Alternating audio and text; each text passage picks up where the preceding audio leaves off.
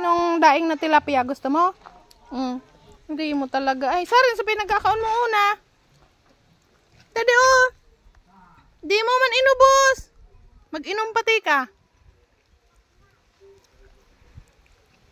So, kahit lagyan nyo yan guys ang plato, tatapon niya lang yung plato kasi gusto niya ganyan. Nahawakan niya lang. Tignan nyo, nakailang plato na yan siya dito. Ayan. Ayan. Sinisira niya lang yan.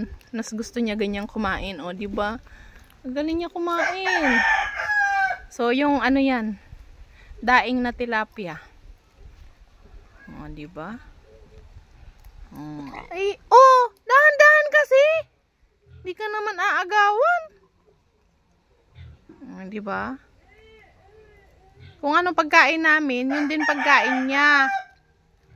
Di yan na ano si Mumoy.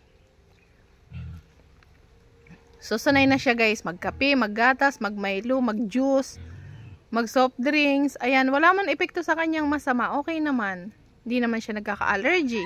Di naman siya nagkakasakit kahit pa inumin siya ng ganun. Or kahit anong pagkain ibigay sa kanya. Di naman siya nagkaka-allergy. Wala man. Never pa naman to nagkasakit si Mumoy.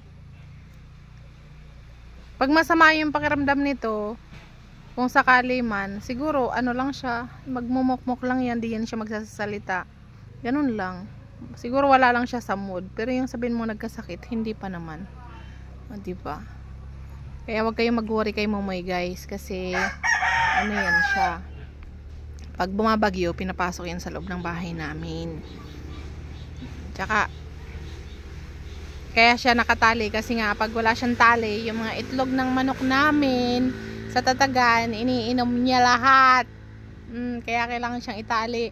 Tsaka mas okay na niya katali kasi pag sakali daw na nakakulong siya, matapang si Mumoy, hindi siya friendly. So, yan yung reason kaya siya naging friendly kasi nga nakatali lang siya. Tsaka yung tali niyan malambot ito. Oh. Malambot yan.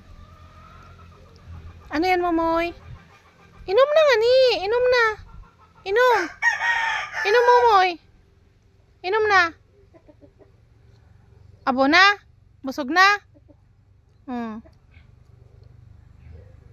Abo na ni Mumoy? So, finger food ang gusto niya ni Mumoy guys.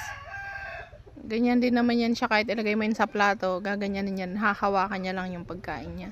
Inom na Mumoy, inom. Oh, inom na oh. Dali, inom. Oh. Inom niya. Huwag mo sabihin gusto mo pa rin gatas. Dali na, inom na. Oh, inom. Inom na.